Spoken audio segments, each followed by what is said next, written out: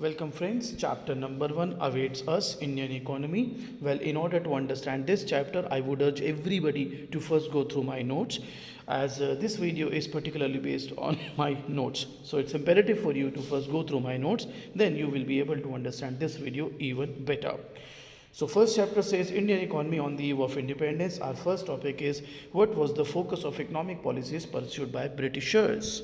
Well, the economic policies pursued by the colonial government were concerned with protection and promotion of the economic interests of their home country rather than India. Well, they wanted to exploit us.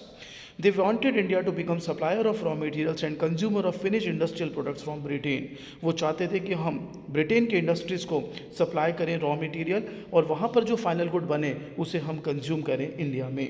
The colonial government never made any sincere attempt to estimate India's national and per capita income.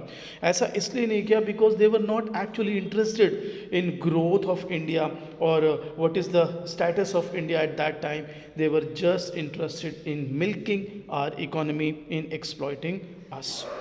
So, what was the focus of economic policies pursued by Britishers? Well, they were concerned with protection and promotion of their own interests rather than India. They wanted India to become supplier of raw material and consumer of finished goods from Britain, and they never made any sincere attempt to estimate India's national and per capita income. Guys, now we will be going for 6 different heads and their state, or I should say their dismal state under the British regime. First, agriculture under British rule. Well, the agriculture sector continued to experience stagnation and deterioration due to following reason. There are 4. First is land settlement system or zamindari systems. Well, zamindars were recognized as owners of the soil. Profit accruing from agriculture went to zamindars in the form of lagan. Little or no investment was made for the development of agriculture. Main interest of zamindar was to collect rent regardless of the economic conditions of cultivators, since dates for depositing specified sums of revenues were fixed, failing which the zamindars were to lose their rights. In short, zamindars and colonial government did nothing to improve the condition of agriculture. So guys, zamindari system के अंदर होता क्या था? जमींदार्स को right था, वो owner थे soil के. जो भी एग्रीकल्चर का आउटपुट आता था, प्रोडक्टिविटी होती थी, उससे जो भी प्रॉफिट होता था वो सारा ज़मींदार को जाता था, उसका एक हिस्सा इन द फॉर्म ऑफ लगान. वो खुद से कुछ भी एग्रीकल्चर के डेवलपमेंट के लिए नहीं करते थे.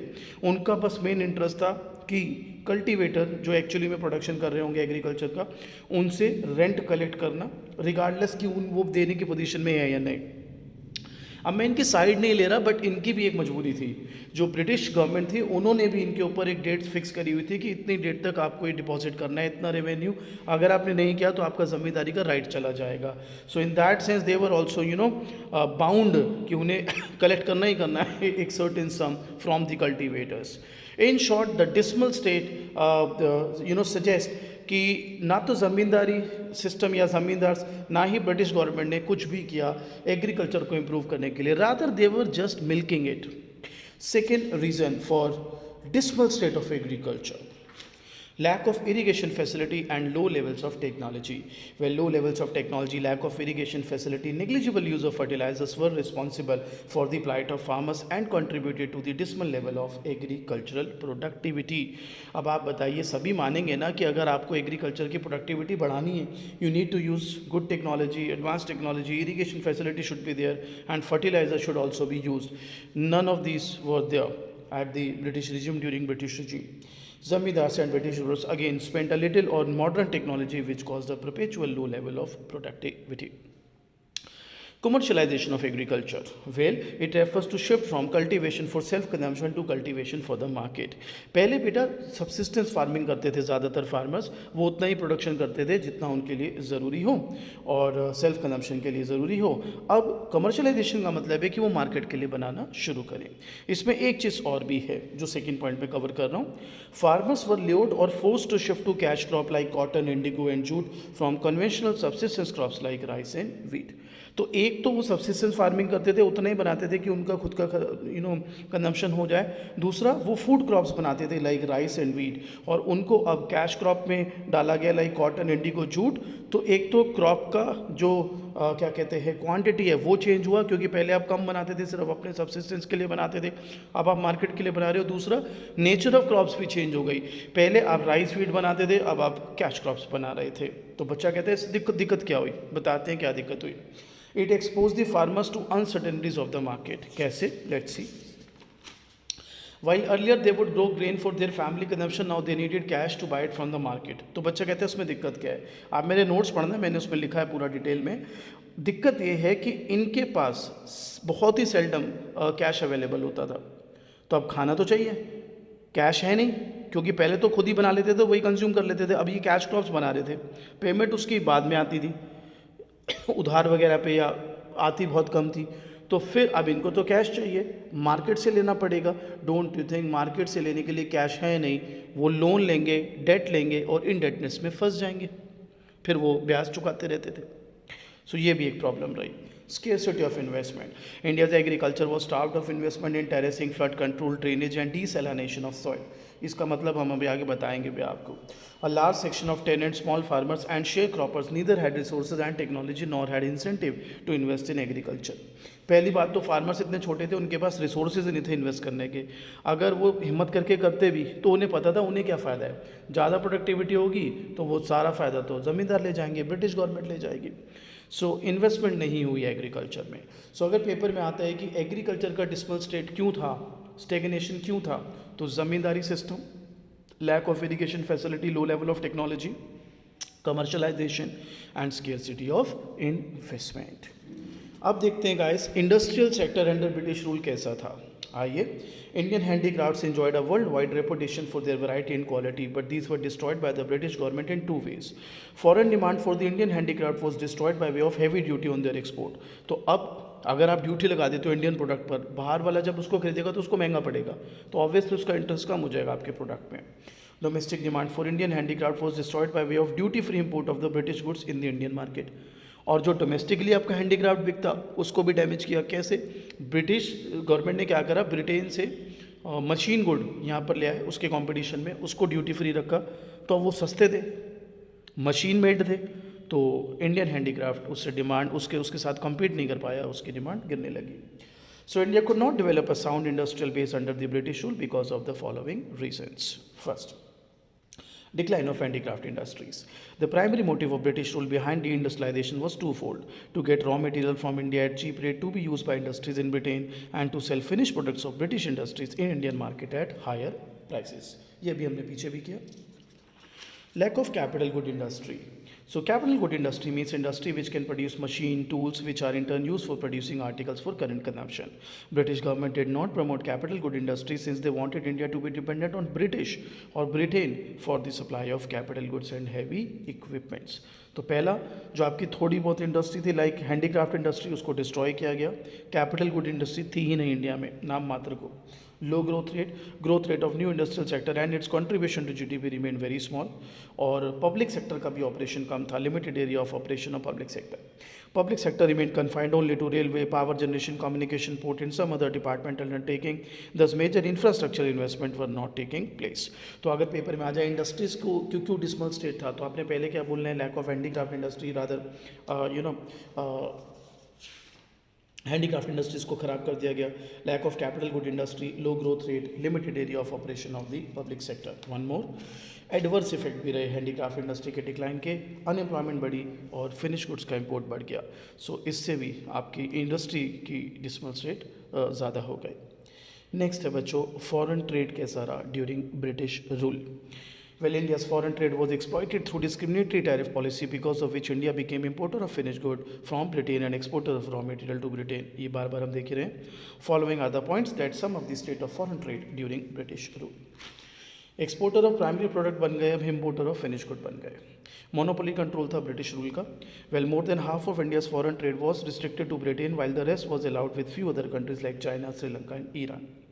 Drain of Indian wealth. Well, there was huge export surplus. भले हम रॉ मटेरियल एक्सपोर्ट कर रहे थे बट फिर भी पैसे आ रहे थे। So there were huge export surplus but they were use for to make payments for expenses incurred by an office set up by the colonial government in Britain. Colonial government अपने खर्चे कर रही थी उससे। To meet expenses on war fought by British government, और जो ये Wars में जा रहे थे इंडिया का पैसा यूज़ कर रहे थे। पैसा क्या, इंडियन पीपल भी यूज़ किया उन्होंने, इंडिया की सेना यूज़ की। And to import invisible items. तो अब तक हमने देखा एग्रीकल्चर, इंडस्ट्रीज और फॉरेन ट्रेड। एग्रीकल्चर के खराब होने के 4 वजह: zamindari system, low level of technology, commercialisation, scarcity of investment. Industries के खराब होने के 5 वजह: decline of handicraft industry, lack of capital good industry, low growth rate, limited role of public sector, and adverse effect of decline of handicraft industry. Foreign trade, well, we became exporter of primary product, importer of finished good. We had monopoly control of British rule on our trade and drain of Indian wealth. Now we'll see demographic condition under British rule. Before 1921, India was in the first stage of demographic transition. The second stage began after 1921. So the year 1921 is described as the year of Great Divide. आइए हम आपको बताते हैं demographic transition क्या होती है।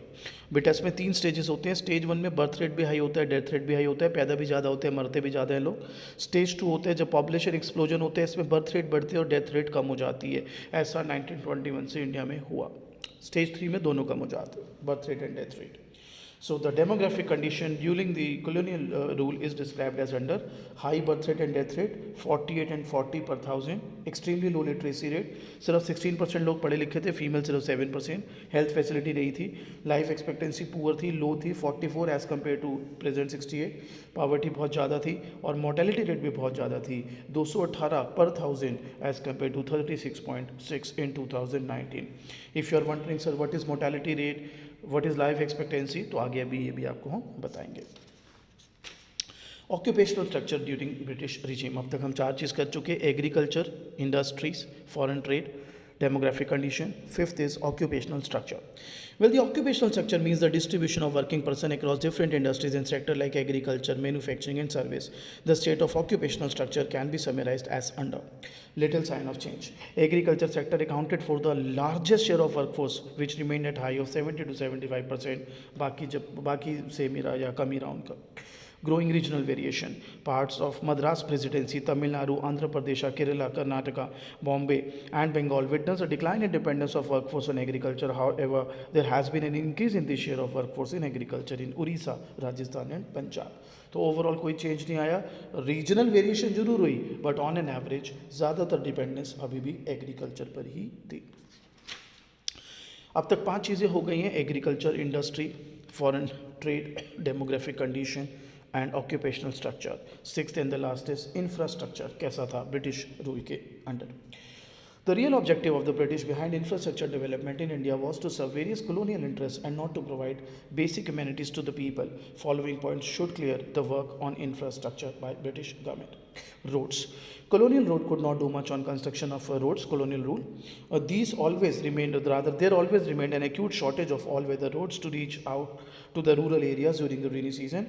The British constructed modern roads in India for mobilizing the army within India, drawing out raw material from the countryside to the nearest railway station or the port to send these to far away England or other foreign destinations.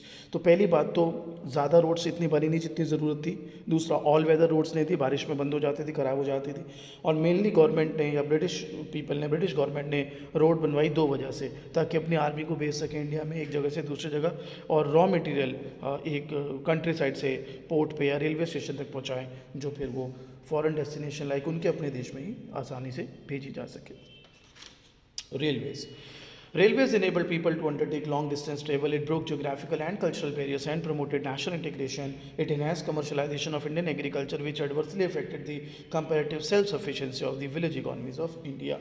तो railway से फ़ायदा क्या हुआ? अब आप long distance travel कर सकते थे, जोग्राफिकल और कल्चरल बैरियर्स टूट गए, अब एक स्टेट से दूसरे स्टेट आसानी से लोग जा सकते थे, मिल सकते थे एक दूसरे से। इंडियन एग्रीकल्चर का कमर्शलाइजेशन भी इससे बढ़ा, तो जो विलेज इकोनॉमीज थी, जो अपने एक लिमिटेड एरिया में काम करते थे, सो कॉल्ड, उनकी सेल्फ सफिशिएंसी पर ये एक तरह से अटैक था। Development of inland trade and sea lanes. The inland waterways also proved uneconomical, as in the case of Coast Canal on the Orissa coast. Though it was built at a huge cost, yet it failed to compete with railways, which had to be ultimately abandoned. The introduction of electric telegraph in India, which served the purpose of maintaining law and order, was very expensive, and the postal services remained all through inadequate. तो बनाया उन्होंने, inland trade पे भी काम किया, sea lane पे भी काम करा, but far from satisfactory. So guys, अब 6 टॉपिक्स रहे हमारे इस चैप्टर में। पहला, एग्रीकल्चर क्यों खराब था? Zamindari, low level of technology, commercialisation, scarcity of investment. Industries क्यों खराब थी?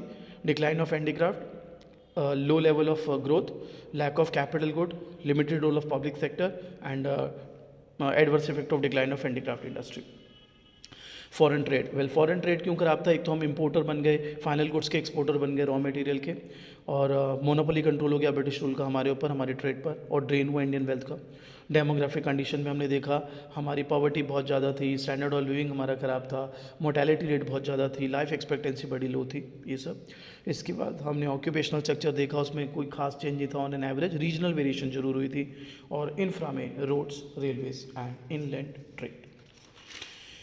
तो अब क्वेश्चन आता है, what were the main features of Indian economy on the eve of independence? Economy stagnant थी जी, आउटपुट ग्रोथ लेस देन 2% और per capita was 0.5%। Economy backward थी, पूरी इनकम साल के सिर्फ 230 रुपये थी। एग्रीकल्चर बैकवर्डनेस थी, 72% ऑफ वर्किंग पॉपुलेशन एग्रीकल्चर में था, लेकिन जीडीपी में कंट्रीब्यूशन एग्रीकल्चर का 50% था। ओवरऑल प्रोडक्टिविटी लो थी, per hectare output of wheat 660 था और राइस 710 kg था। फूड ग्रेन प्रोडक्शन जो है सिर्फ 527 लाख टन था 47-48 में। इंडस्ट्रियल बैकवर्डनेस थी, बेसिक हैवी इंफ्रास्ट्रक्चर इंडस्ट्री थी नहीं, मशीन हम प्रोड्यूस करते नहीं थे, स्मॉल स्केल इंडस्ट्री भी काफ़ी ख़राब थी, और कैपिटल गुड्स में इंडिया डिपेंडेंट था सिर्फ ब्रिटेन पर हेवीली। पावर्टी बहुत ज़्यादा थी, इंफ्रास्ट्रक्चर ख़राब था। इन 1948 पावर जनरेशन कैपेसिटी सिर्फ 2100 मेगावाट थी। लेंथ ऑफ इंडियन रेलवे सिर्फ 53596 किलोमीटर थी। पक्का रोड सिर्फ 155,000 किलोमीटर था। इंपोर्ट्स पे हम काफ़ी डिपेंड कर रहे थे। अर्बनाइजेशन कम था, only 14% of population lived in urban areas while 86% lived in rural areas. Semi feudal economy और कॉलोनियल इकोनॉमी। एक्सप्लेनेशन के लिए you can always go through my notes. Was there any positive impact of British rule India? जी, farmers का commercial outlook आया था which was a good thing. Employment की opportunities बढ़ी थी, फेमाइन कम हो गई थी, और पहले बार्टर चलता था बहुत जगह, उसकी जगह मॉनेटरी सिस्टम आया एंड एफिशिएंट सिस्टम दे गए एडमिनिस्ट्रेशन का वो लोग हमें। आज भी हमारे जो लॉज हैं वो ब्रिटिश लॉ से काफ़ी हद तक इंस्पायर्ड हैं, और आज भी हमारे जो इंस्टीट्यूशंस हैं वो काफ़ी हद तक ब्रिटिश रूल को ही या उन्हीं के तरीक़ों को फॉलो करते हैं। अब बेटा मैंने आपके लिए बनाए कुछ की नोट्स, आइए देखते हैं। VK. RV. Rao estimate regarding GDP and per capita growth, उन्हीं को सिग्निफिकेंट माना था, हालांकि बहुत लोगों ने ट्राई किया था। India's growth rate of aggregate real GDP during the first half of 20th century सिर्फ 10% से भी कम थी, पर कैपिटा 0.5%। बंगाल प्रेसिडेंसी में आते थे eastern states like West Bengal. Calcutta was the capital of Bengal presidency. Cash और commercial crop is an agriculture crop which is grown to sell for profit, for example coffee, tea, sugarcane, spices. Desalination of soil means removal of salt or other chemicals from soil. Tata iron and steel company TISCO India में 1907 पे incorporate हुई थी। Tariff जो है वो imported goods के tax को कहते हैं। इंडिया का फर्स्ट ऑफिशियल सेंसस जो हुआ था 1881 में हुआ था। 1921 जो है वो इंडिया का डिफाइनिंग ईयर माना जाता है डेमोग्राफिक ट्रांजिशन के लिए, क्योंकि यहाँ पर फर्स्ट स्टेज से सेकंड स्टेज में एंट्री हुई थी हमारी। Overall literacy rates less than 16% थी, और फीमेल लिटरेसी रेट तो सिर्फ 7%। Mortality rate refers to the number of deaths under 1 year of age occurring among the live births in a given geographical area during a year. Mortality rate 218 थी पर 1000, आज है 36.6। Occupational structure means distribution of working person across different industries and sectors like agriculture, manufacturing and service.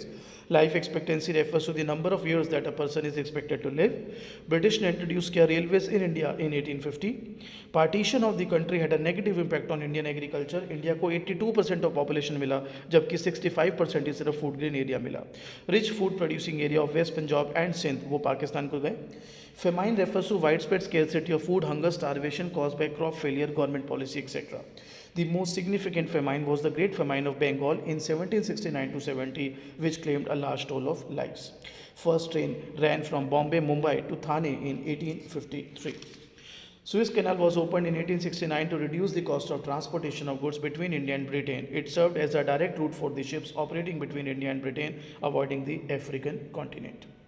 Occupational distribution of India at the time of independence: primary sector 72.7, secondary 10.1, tertiary or service 17.2. The foundation of British Empire in India was led by the Battle of Plassey fought in 1757.